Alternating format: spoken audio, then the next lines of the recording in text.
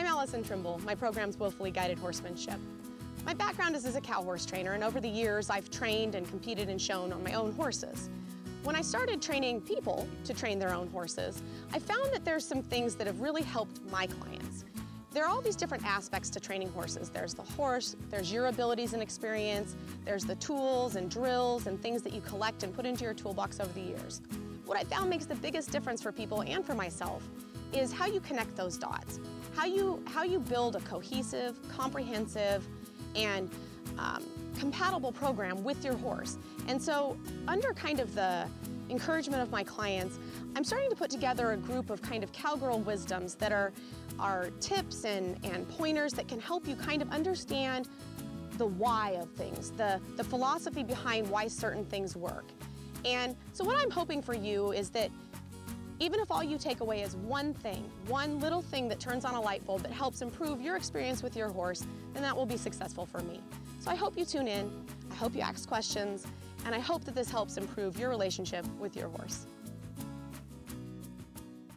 Welcome back, everybody, to Horse Talk Live. You just saw Allison Trimble there. She's our guest today, along with two of her friends. And what Allison was just demonstrating there on that little clip was one of her willfully guided tips, cowgirl wisdoms. And where can people see more of these? This is a little series you have going on. Yeah, it's just kind of some little pointers and things that help connect the dots for people in training. So it's not like full training, you know, it's not how-to training things, but it's just little things that I see that have made a difference when I'm helping people at home. So it's on our YouTube channel. So if you just go to YouTube/willfully guided, you can find all those videos there or get to it off our website. All right, and see all of Allison's really cute horses, too. Well, we left that last segment talking about the Great Alaska Horse Expo. There was another component to it all, the cowboy race, the Great Alaska Cowboy Race. So what was that all about? So basically, it was a series of obstacles, and so they were each judged. There must have been like 8 obstacles, something like that. Something like that. It was, they had to go over a bridge and do a bunch of different stuff, and it was timed. And so we each drag a buoy, go past a reindeer. How many obstacle courses have reindeer involved? I got to hold him. I got to judge mine and hold the reindeer. So it was awesome. And he kept messing with me the whole time when I'm trying to judge all this stuff. But so we each judged a couple of obstacles. And so there was a youth division and an open division. And actually, Barry won the open division. He did a great job. He competed in it. Aunt Barry Cox was one of our clinicians, and he did a great job. And then the kids were crazy. Like, they were so fast. They went through bareback. And, like, I mean, it was crazy fast, like 2 minutes. Like, the winning time for the youth was, like, 2 minutes, which was, like, you couldn't have walked the course and not have to have done obstacles. You couldn't have run the course on foot in 2 minutes. It was borderline dangerous at the end there. It was. Yeah, it was a little chaotic. Yes. Well, there was a certain competitor that stood out to everybody, and I think his story is one that needs to be shared. So, Stephen, tell us about Stephen and who he was. And Stephen was a kid that we met as soon as we got there. He was setting everything up, and he was sitting through all the demos, and he was kind of there for everything. He was there at Allison's parents' place the night when we got to all meet everybody, and he rodeos and stuff, so we kind of hit it off. But yeah, he rode with Barry and Shirley. Really, they're instrumental for everybody up there. They were for me years ago, and so he kind of did some colt starting and did a bunch of different things. Well, anyway, he ends up competing in the cowboy race on a horse that has 5 rides on it, and so I think that there were a number of things that stood out for us. He was very helpful. He works there at the fairgrounds. Laura McGinnis, she runs the fairgrounds there, was awesome with helping with everything. But she puts together a program where she's able to kind of do internships with some of the kids for them to be able to work there and get paid for the summer. And so she had him helping set stuff up. So we got to spend a lot of time around him and talking to him. It was very funny. And so he goes through the race, and his horse kind of refused one of the obstacles and going through the hanging tarp because, of course, you know, he's 5 rides, right? Yeah.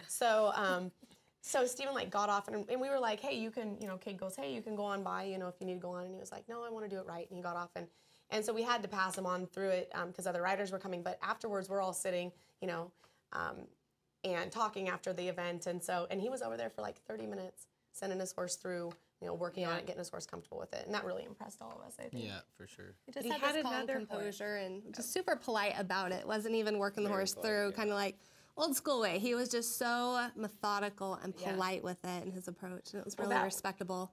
That was, I know that Kade had talked to him when we were there the Thursday night. Tell him a little bit about the horse that he uses. He tells us that, like, to get by with rodeo and stuff, he'll flank his horse in the bareback ride and the bronc ride and then ride it for the roping and the steer wrestling. And his mom barrel races. And his mom does barrel racing as well, but his mom will also flank her horse and then ride it in the barrel racing. Right?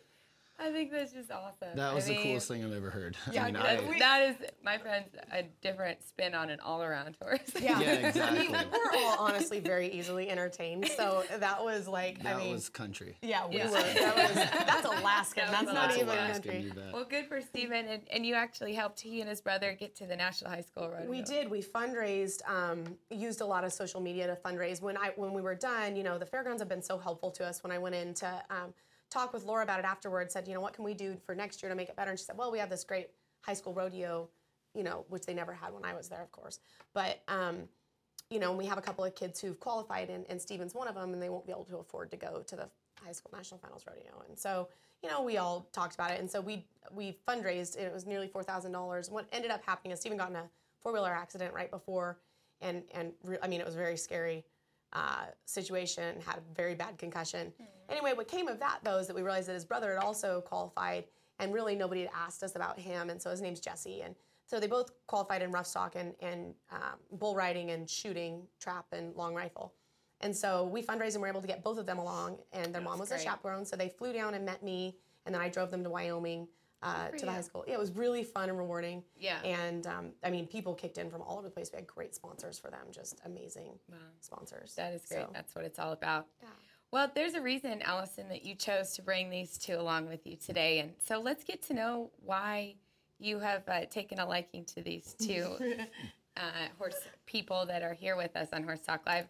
Kade, we'll start with you. Tell us a little bit more about how you got your start with horses and what you do. It was just, it's been a family thing since I was growing up. I have a friend actually who kind of laughs about it because his dad is a construction consultant. Now he does the exact same thing, so we kind of just rolled into it. But I started homeschooling at a young age and started training horses with Dad full time and doing my schooling after work and stuff. And then I started to travel around and go to different barns. I got to start colts for some really big breeders, and it's just kind of turned into a career, more of a hobby in the beginning, and now it's just something I love to do. And is there a certain part of training or horsemanship that you really enjoy? All of it. I love the different aspects of it, but definitely the colt starting, you know, the beginning, the foundation, kind of that first introduction to people and how they're going to learn how to learn, for lack of a better way to put it. Okay, and you've had some accomplishments in the competition side of colt starting. Yeah, I've done a lot of trainer challenges where we have 3 days to get one more or less broke and then go through some obstacles and stuff, and do it without pushing on the horse and without creating too much stress. So I've had some success with them, but I mean, my dad has won a lot of those as well. So from just a little kid, I was watching him ride all the time, and yeah, he's kind of been my mentor as well as my dad growing up. So great. Well, we can see Kade in action and some of the, I think it's from the Great Alaska Horse Expo, and see him working with some colts right now. Now, when you're starting horses and they're green, typically you'll run across two things. They're either going to be timid and a little bit flighty, or they're going to be dominant and really pushy. And we can all see right now what side of that coin he's on, eh? He's dominant.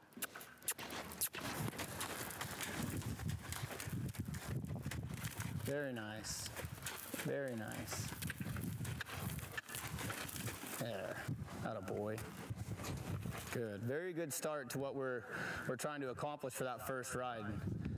I have a lot of people ask me, especially at expos and stuff, they always say, well, how do you know what trainer to go to?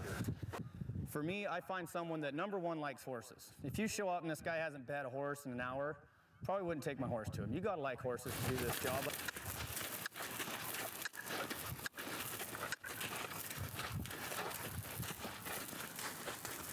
All right. I think we got a pretty decent face on both sides. Thank you. And we got a pretty decent backup, so his face is soft in 3 different directions now. There's a lot of rhyme and reason going on here. I want forward, and then when he gets moving around, you'll see me take that rope until that face is soft.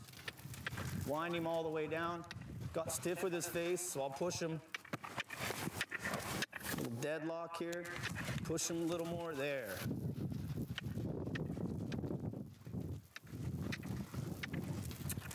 Off me, off me. Attaboy. You got to get into it, get into it. So again, I'm just going to ignore that buck. I set out for face and forward. We'll get the rest of it later. We want to ride our horse's head to the hip of the cow when you're roping. Right here? That's where the horse's head's going to be, so your saddle's going to be about right there, you bet. 1 sec, we'll get our lines back up here. Inside like this. You always got to stay in your own lane. Very good swing. Very good swing. Mama didn't raise no quitters. Okay, so first time you step on, you're really ready for that first jump. I like to perch over a little bit because when they usually blow up, it's lunging forward. So try not to sit way back like this, or he'll just rock your feet up on his neck, and that's usually the end of you. I perch forward just a little bit. Let him feel me up here. Really let him know that I'm up here, and don't want no surprises coming from him. We're gonna ask for that face. Get sit.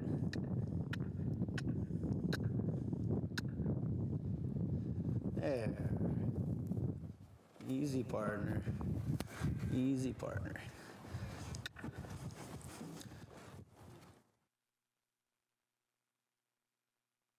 And we've got 2 minutes. We didn't have enough time to go into the rest of it. You talk the most on the ground here, so I tried to edit out. I know. Hey, you don't think I'm trying? I know. I understand that. No, I know you're right. I know, but